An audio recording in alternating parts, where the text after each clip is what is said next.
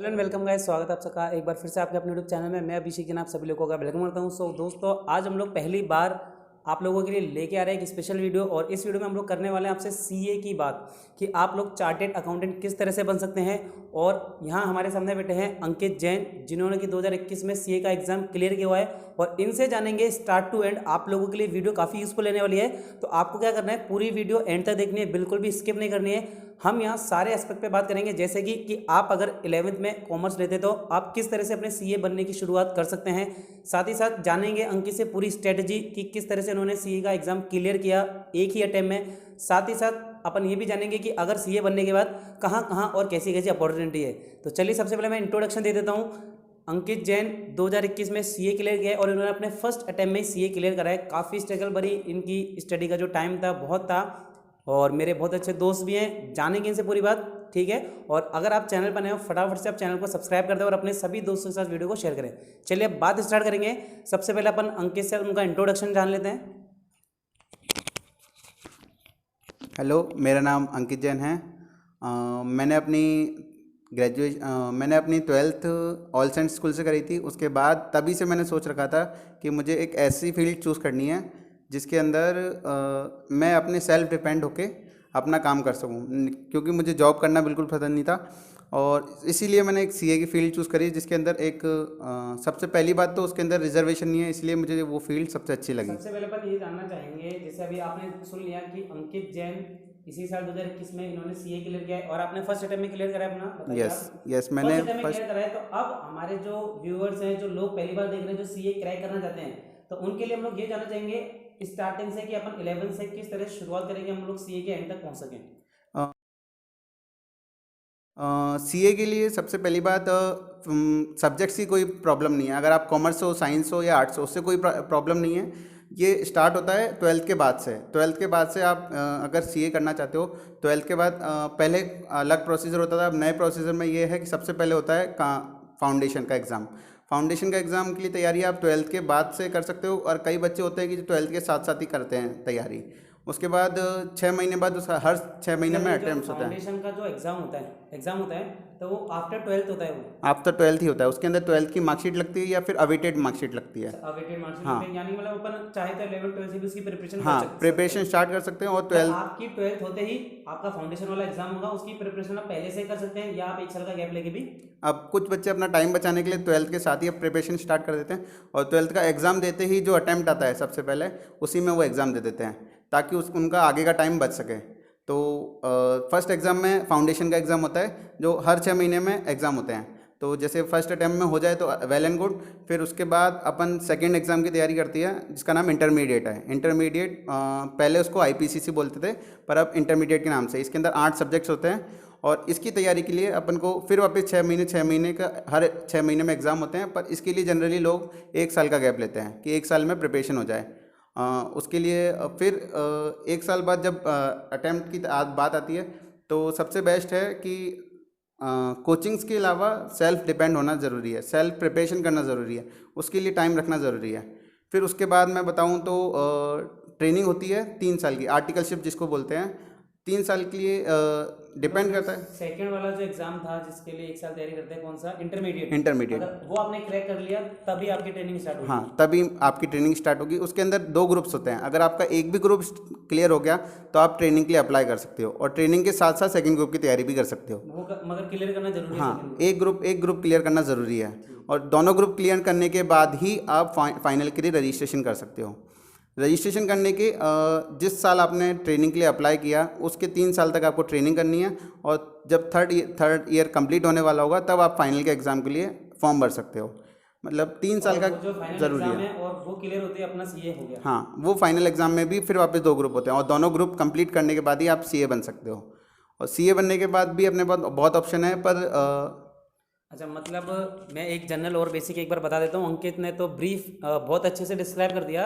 सबसे पहले आफ्टर 12 तक का एक एग्जाम होगा, जिसे अपन फाउंडेशन कहते हैं। हाँ, तो फाउंडेशन का एग्जाम आप 12 के बाद दे सकते हो। अब उसकी तैयारी आप चाहे 11th में स्टार्ट करो, 12th में स्टार्ट करो, ये आपकी मर्जी है, ठीक है। आप 11 12 दोनों में स्टार्ट करो, या आप 12th के बाद 1 महीने 6 महीने का जो भी गैप लेना चाहते हो वो आप ले सकते हो। और ये जो एग्ज़ाम है फाउंडेशन का हो चाहे इंटरमीडिएट हो, ये हर 6 महीने में कंडक्ट कराए जाते हैं, बिल्कुल है ना, 6 महीने में कंडक्ट कराए जाते सारे हैं। ये कौन सी एजेंसी लेती है मतलब? ये institute of chartered accountant of India, ICI short form, ये इंस्टीट्यूट प्रिपेयर कराती है पूरे CA के एग्ज़ाम्स, और CA के रिलेटेड जितने भी एग्ज़ाम्स हैं यही इंस्टीट्यूट प्रिपेयर कराती है। और इसके लिए बेस्ट फैकल्टीज़ होती हैं, इंस्टीट्यूट भी अपनी तरफ से प्रोवाइड करती है, और अलग अलग कोचिंग्स भी होती हैं जो अपने टीचर्स खुद अपने आप प्रिपेयर करते हैं। चलिए, तो सबसे पहले 12th के बाद आपको फाउंडेशन का, क्योंकि अब जो पैटर्न बदल गया तो नए पैटर्न पे अंकित के साथ हम लोग बात कर रहे हैं। 12th के बाद आपको फाउंडेशन का एग्जाम देना है, और अगर आपने तैयारी अच्छी है, आपने अगर वो एग्जाम क्लियर कर लिया, उसके बाद आपको एग्जाम देना है इंटरमीडिएट का। इंटरमीडिएट में 2 ग्रुप है, अगर आपने उनमें से एक भी ग्रुप क्लियर कर लिया तो आपकी ट्रेनिंग स्टार्ट हो जाएगी 3 साल की, और अगर दोनों ग्रुप क्लियर कर लिए तो वेल एंड गुड है। अगर आपने दूसरा ग्रुप क्लियर नहीं किया तो आप उन 3 साल के दौरान वो ग्रुप क्लियर कर सकते हो, और वो जरूरी है वो क्लियर। अगर मान लीजिए कि 3 साल के अंदर वो ग्रुप क्लियर नहीं होता है तो फिर क्या होगा? अगर 3 साल के अंदर वो ग्रुप क्लियर नहीं होता है, उस ग्रुप को क्लियर करने का मेन एम यही होता है कि वो ग्रुप क्लियर होने के बाद ही आप रजिस्ट्रेशन कर सकते हो फाइनल के लिए। 3 साल की ट्रेनिंग खत्म हो जाएगी, पर ग्रुप आप कंटिन्यू रख सकते हो। पर जनरली लोगों को हो जाता है, पर फिर भी बाय चांस किसी वजह से नहीं हुआ तो वो ग्रुप क्लियर करने के बाद ही आप फाइनल के लिए रजिस्ट्रेशन कर सकते हो। मतलब वो पहला ग्रुप क्लियर करने पे, जो इंटरमीडिएट में पहला ग्रुप है, आपकी ट्रेनिंग स्टार्ट हो जाएगी। अब भले आपकी ट्रेनिंग खत्म हो गई और आप क्लियर नहीं कर पाए, तो जब तक आप वो दूसरा ग्रुप क्लियर नहीं करोगे तब तक आप फाइनल एग्जाम के लिए रजिस्ट्रेशन नहीं कर सकते, है ना। ट्रेनिंग तो आपकी पूरी मान ली जाएगी, 3 साल की जो आर्टिकलशिप होती है वो आपको करनी है। अब उसके बाद अपन आते हैं फाइनल एग्जाम, वो भी हर 6 महीने में कंडक्ट कराया जाता है। और अब 3 साल की ट्रेनिंग होने के बाद आप अपना रजिस्ट्रेशन कर सकते हो। और अगर आप 3 साल में, देखिए ज़्यादातर बच्चे क्या करते हैं, जैसा मुझे पता है, उन 3 साल में अपना तैयारी पर ज़्यादा ध्यान देते हैं कि जो फाइनल एग्जाम है उसकी तैयारी कर सकें। और वही जो एग्जाम है अंकित ने फर्स्ट अटैम्प्ट में क्लियर करा। अब हम लोग ये जानेंगे, देखिए तीसरा एग्जाम हो गया, फाइनल एग्जाम हो गया, आप CA बन गए, ठीक है, आपको CA की डिग्री मिल गई, अपनी लाइफ सेट है। लेकिन अब हम लोग अंकित से ये जानेंगे कि किस तरीके से उसने क्या स्ट्रेटेजी बनाई, कहाँ से पढ़ाई की, कि ऑनलाइन पढ़ाई करी, ऑफलाइन पढ़ाई करी, सेल्फ कितनी पढ़ाई करी, फैमिली वालों को कितना क्या था, सब कुछ हम लोग जानेंगे कि फाइनली फर्स्ट अटैम्प्ट में CA आप किस तरह से क्रैक कर सकते हो, पूरी बात जानेंगे। अभी भी अगर आप वीडियो देख रहे हो तो प्लीज़ आपसे रिक्वेस्ट है वीडियो को लाइक कर दें, अगर अभी तक आपने शेयर नहीं करा है फटाफट शेयर कर दें, और चैनल को सब्सक्राइब भी कर लें। चलिए जानते हैं स्ट्रेटजी कि किस तरह से अपन CA का एग्जाम क्लियर कर सकते हैं।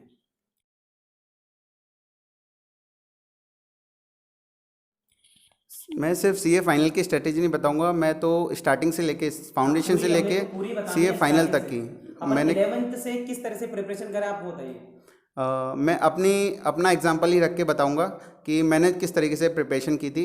सबसे पहले तो मेरा जब मेरे टाइम पे CPT चलता था जिसके अंदर मल्टीपल चॉइस क्वेश्चंस आते थे, पर इस बार से मतलब न्यू कोर्स में फाउंडेशन आता है जिसके अंदर 4 सब्जेक्ट्स होते हैं। तो मैं यही सजेस्ट करूंगा कि आप 12th के एग्ज़ाम की तैयारी कर रहे हो, उसी के साथ साथ आप, क्योंकि 12th का कोर्स और फाउंडेशन का कोर्स मैक्सिमम सेम होता है, तो आप 12th के साथ साथ ही फाउंडेशन की तैयारी स्टार्ट कर सकते हो। और जैसे ही 12th का एग्ज़ाम हो जाए उसके लिए आप एग्ज़ाम फॉर्म भर दीजिए। नेक्स्ट 6 मंथ का भरना है, अगर आपको लग रहा है कि रिवीजन की ज़रूरत है तो रिवीजन करके फिर 6 मंथ का एग्ज़ाम फॉर्म भर दीजिए। वरना जो नेक्स्ट अटैम्प्ट जुलाई में होता है, क्योंकि जून अप्रैल में शायद तक 12th के एग्ज़ाम ख़त्म हो जाते हैं, तो जुलाई में एक अटैम्प्ट होता है, वो आप उसके लिए फॉर्म भर सकते हो। तो वो आप डिपेंड करता है कि कितनी प्रिपरेशन आपकी हुई है। उसके बाद मैं IPCC के लिए ये बोलना चाहूँगा कि सबसे पहले कोशिश हो तो दोनों अटैम्प्ट देने की एक साथ कोशिश करो। अगर आपकी स्टडी लेवल अच्छा है, आप रिवीजन अच्छे से कर सकते हो, तो दोनों ग्रुप एक साथ देना is well and good.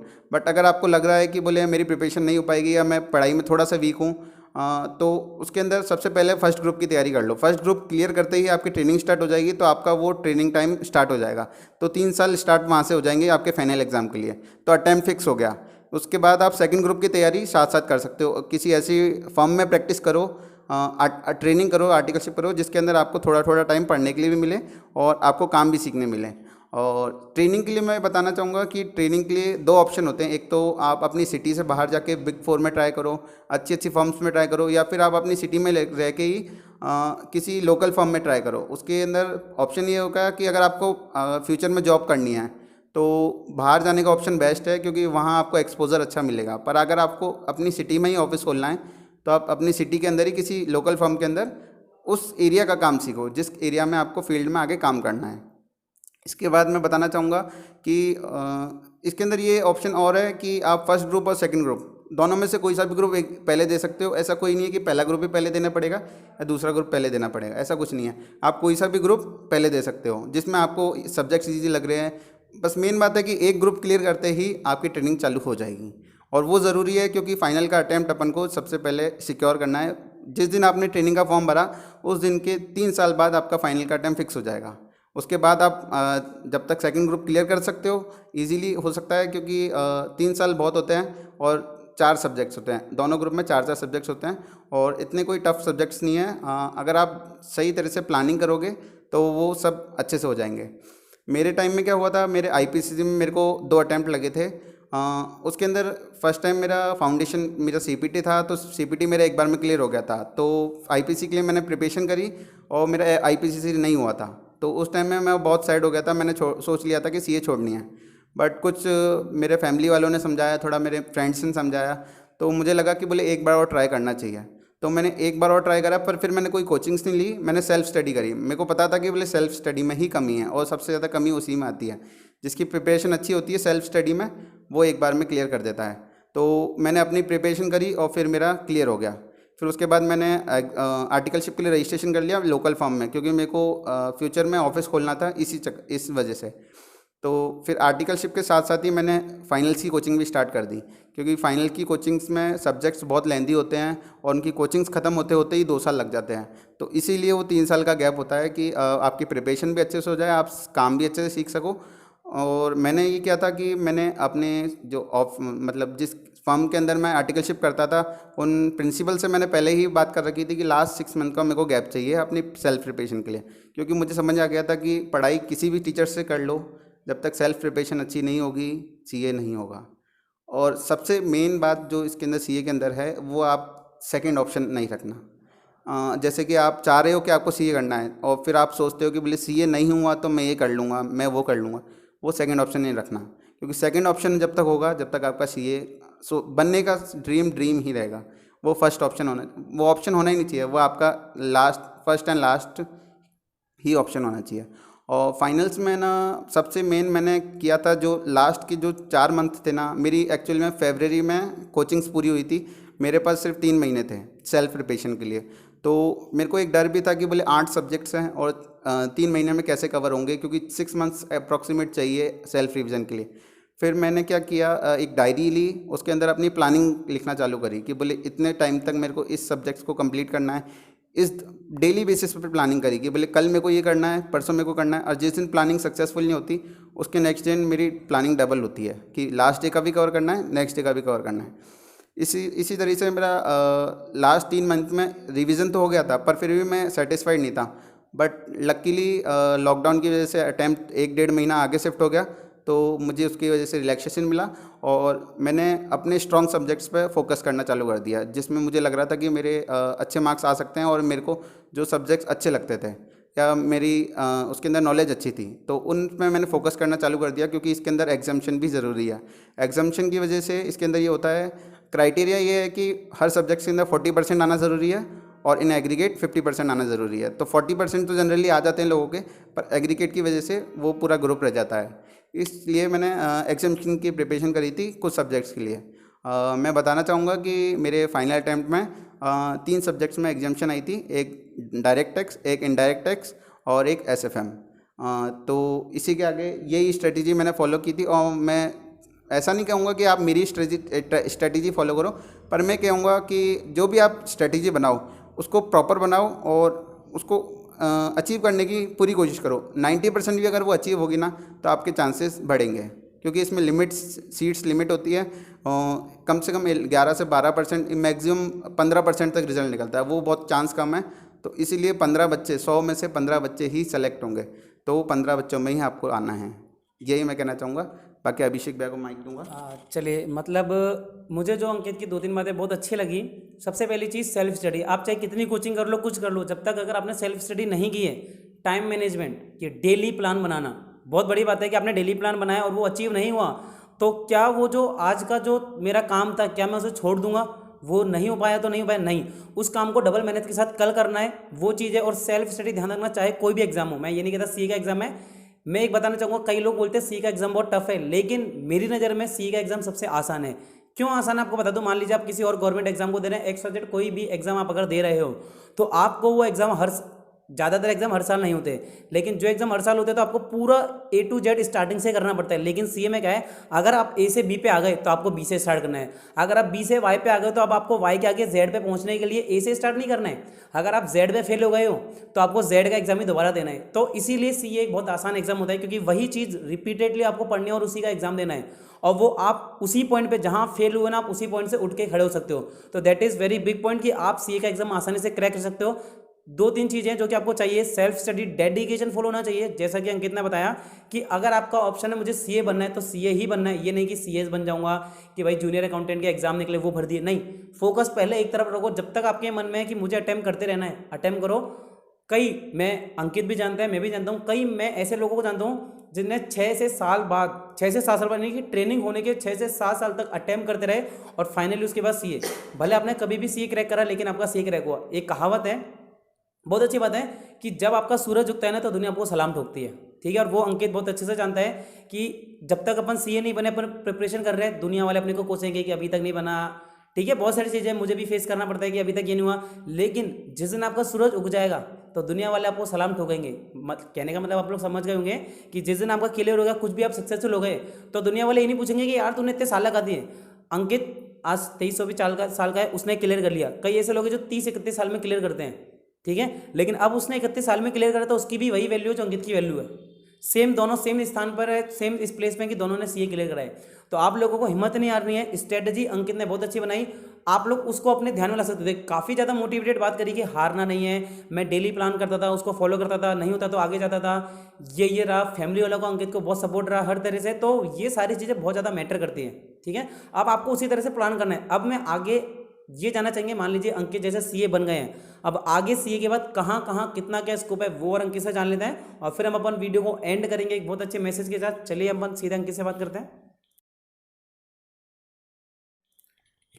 After clearing CA बच्चे के पास 3 ऑप्शन होता है। या तो अगर खुद का बिजनेस सेट है तो अपने बिजनेस को एक अच्छे तरीके से और कैसे आगे बढ़, बोल सकते हैं। हाँ नहीं, अपना बिजनेस, अच्छा, खुद का बिजनेस। हाँ खुद का बिजनेस, जो अगर किसी का फैमिली बिजनेस है उसको और मतलब जनरली तो सब अपने लॉजिक से चलाते हैं बिजनेस, पर अगर आप इतना पढ़ाई करके आए हो तो आपने बहुत सारी स्ट्रेटेजीज सीखी है। सीए मान लीजिए कि किसी का कपड़े का शॉप हाँ अच्छा है, हाँ, तो वो सीए उसको कैसे आगे बढ़ा सकता है?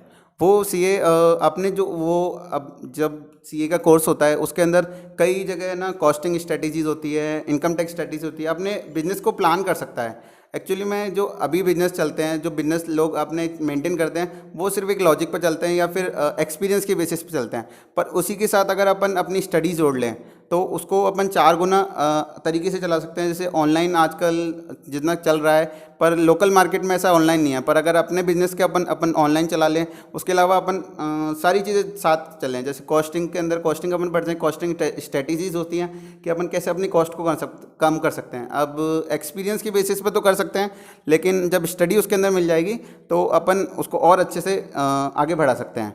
सेकेंड ऑप्शन इसमें ये होता है कि अपना खुद का ऑफिस खोलें, पर उसके लिए सबसे बेस्ट है कि किसी और फर्म के साथ पहले एसोसिएट करें, फिर उसके बाद अपने ऑफिस के लिए क्लाइंट बनाएं। क्लाइंट बेस जब आपका रेडी हो जाए तब आप अपना ऑफिस को लो, क्योंकि ऑफिस के लिए सबसे मेन चाहिए इन्वेस्टमेंट, और इन्वेस्टमेंट करने के लिए फंड इतना इकट्ठा होना चाहिए।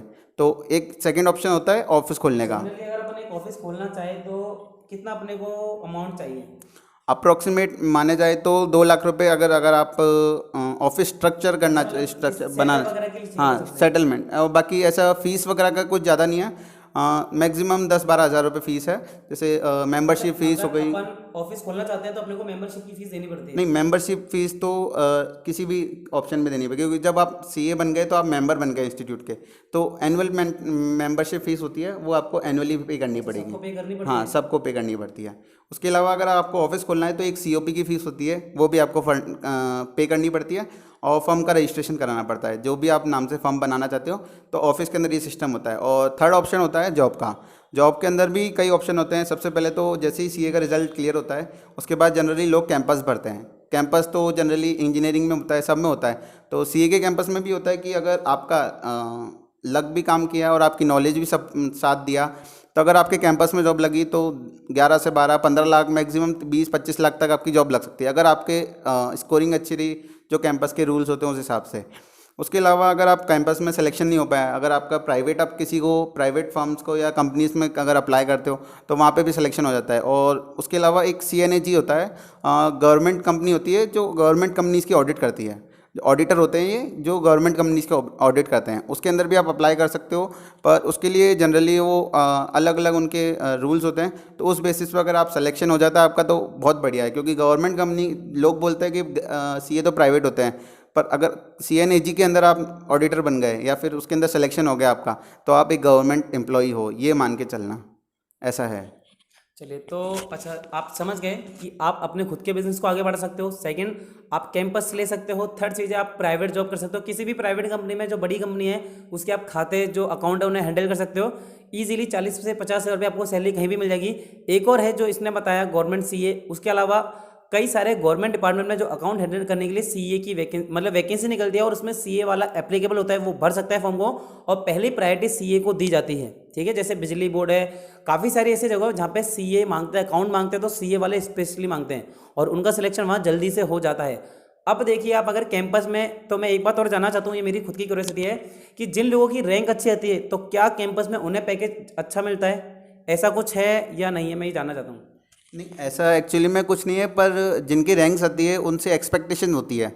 जो कैंपस में जाते हैं, कैंपस में जो इंटरव्यूअर होते हैं या फिर जो सेलेक्टर होते हैं, उनको एक ऐसा फील होता है कि बोले अगर इसकी रैंक आई है तो इसने स्टडी अच्छी करी है, इसकी नॉलेज अच्छी होगी, तो बस उनसे एक्सपेक्टेशन होती है। बाकी उन सबको इक्वल माना जाता है जो भी कैंपस में फॉर्म भरते हैं, सबके लिए लेवल इक्वल होते हैं। जो 3 लेवल एग्ज़ाम होता है, एक्चुअली मैंने पता नहीं करा, पर मेरे को जहाँ तक मेरे फ्रेंड्स वगैरह ने बताया है तो इसके अंदर 3 लेवल एग्जाम्स होते हैं कि बोले फर्स्ट लेवल जिसने क्लियर किया वो सेकंड लेवल में आएगा, फिर थर्ड लेवल में आएगा।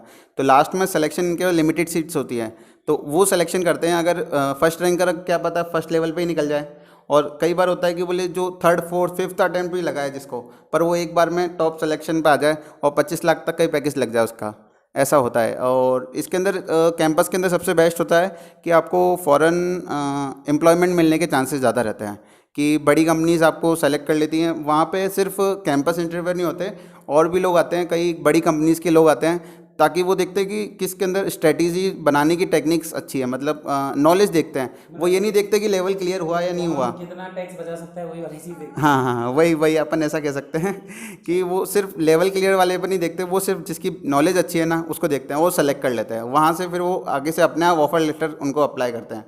चलिए, सो आई होप दोस्तों आपको वीडियो काफ़ी ज़्यादा अच्छी लगी होगी, और अंकित का जो पर्सनल एक्सपीरियंस था, किस तरह से उसने एग्ज़ाम क्लियर करा, काफ़ी ज़्यादा, क्योंकि मेरा काफ़ी अच्छा दोस्त है और मैंने इसे देखा हुआ स्ट्रगल करते हुए किस तरह से इसने एग्ज़ाम क्लियर करा, मैं जानता हूँ इसकी मेहनत, तो काफ़ी अच्छी इसकी मेहनत रही। और अब इस वीडियो के माध्यम से मैं ये चाहता था कि CA बन गया, मैंने इससे बात की थी कि भाई और भी लोग हैं जो जानना चाहते हैं, जिनको अभी ABCD भी नहीं पता, वो बनना चाहते हैं, तो उन्हें अपन लोग किस तरह से हेल्प करते हैं, तो इसीलिए मैं अपने YouTube चैनल पे ये वीडियो डालना चाहता था। अब आप लोगों का काम क्या है, अगर आपको वीडियो अच्छी लगती है तो आप अपने दोस्तों भाई बहनों के साथ शेयर करें जो आगे CA बनना चाहते हैं, और अगर आपकी कोई भी क्वेरी है तो आप कमेंट जरूर करें, और जो भी क्वेरी होगी उन सबका आंसर मैं अंकित से दिलवाऊंगा। ठीक है, तो जो भी आपकी क्वेरी है ना उसे पूरा किया जाएगा। बस आपको क्या करना है, जो भी आपके दिमाग में मन में प्रश्न है आप उन्हें कमेंट बॉक्स में डाल दीजिए। चैनल को सब्सक्राइब कर लें कि आगे भी अगर कोई भी इंटरेस्टिंग वीडियो आएगी तो मैं आपके पास जरूर लेके आऊँगा। चलिए, थैंक यू दोस्तों, एक बार फिर से मेरी तरफ से अंकित को मैं एक बार आप सबके सामने कॉन्ग्रेचुलेशन करना चाहता हूँ। और आप भी अगर जानते हो और आप ना जानो, अगर आप मेरे चैनल पर मुझसे जुड़ो तो आप भी कमेंट में अंकित को एक बार बधाई दें। कॉन्ग्रेचुलेशन अंकित, CA बनने पर आपको बहुत बहुत बधाई हो मेरी तरफ से। चलिए दोस्तों, फाइनली अब मैं बाय करता हूँ, और अंकित भी अगर कुछ कहना चाहता है, अगर आप जो भी आप CA बन चुके हो, यानी कि आप सीनियर हो चुके हो, तो अपने जूनियर से आप अगर लास्ट में कोई भी बात कहना चाहते हो तो आप कह सकते हैं। मैं बस यही कहूँगा कि CA बन के ऐसा कुछ नहीं है कि बोले अपन ने बहुत अच्छा काम किया। काम तो जब होगा जब अपने जूनियर्स को अपन प्रमोट करना चाहेंगे। और मैं यही कहना चाहूँगा कि किसी को भी कोई भी हेल्प की ज़रूरत हो तो अभिषेक भैया के कमेंट, इस वीडियो के कमेंट में कमेंट कर सकते हैं, ताकि अभिषेक भैया आपकी बात मेरे तक पहुंचा सकें। और अगर मेरे पॉसिबल हो सके, जहां तक पॉसिबल होगा, मैं आपकी प्रॉब्लम का सॉल्यूशन करने की कोशिश करूंगा। Thank you. चलिए, थैंक यू दोस्तों, मिलते हैं अपनी नेक्स्ट वीडियो में।